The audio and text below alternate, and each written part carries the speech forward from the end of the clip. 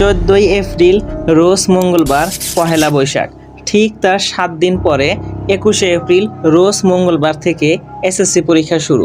SSC পরীক্ষার্থী, আশা করি তোমার পরীক্ষার প্রিপারেশন সম্পূর্ণ হয়েছে। এখন তোমার রিভিশন চলতেছে। এই রিভিশনের সময় কয়েকটি বিষয় ভালো করে খেয়াল রাখবে। নাম্বার 1, যদি কোনো শব্দের বানান তোমার সমস্যা হয় তাহলে সেই শব্দ হোক বাংলা কিংবা ইংরেজি, তুমি সেটা লেখো। অনেক মনীষীর নাম থাকে, কবির নাম থাকে, যেগুলো তোমাকে পরীক্ষার খাতায় লিখতে হতে পারে। সেই নামগুলোর বানান যদি কঠিন হয় অথবা ভুল হওয়ার সম্ভাবনা থাকে, তুমি সেগুলো লিখে লিখে প্র্যাকটিস করবে। নাম্বার 2, যদি তুমি কোনো কোটেশন বা উদ্ধৃতি পরীক্ষার খাতায় লিখতে চাও, সেই কোটেশন বা উদ্ধৃতি তোমার যতই মুখস্থ থাকুক না কেন, তুমি পরীক্ষার খাতায় লেখার আগে বাসায় লিখে লিখে প্র্যাকটিস করে যাবে যে তুমি সেগুলো সম্পূর্ণভাবে লিখতে পারতেছো কিনা।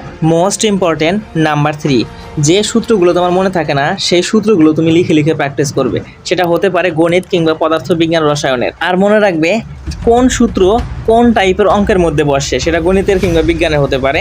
সেই সূত্র সেই টাইপের অঙ্কের মধ্যে তুমি অ্যাপ্লাই করতে পারতেছো কিনা, সেটা শুধু মাথায় পড়ে পড়ে চিন্তা ভাবনা করবে না, খাতায় লিখে লিখে প্র্যাকটিস করবে যে হ্যাঁ, এই টাইপের অঙ্ক আসলে আমি এই সূত্র দ্বারা সমাধান করতে পারি, এই টাইপের অঙ্ক আসলে আমি এই সূত্র অ্যাপ্লাই করে সমাধান করে দিয়ে আসতে পারি। ঠিক এরকমভাবে তুমি তোমার পড়াগুলো ফ্রুটফুলি রিভাইজ করো, যাতে করে পরীক্ষায় একটা আশানুরূপ ফলাফল হয়।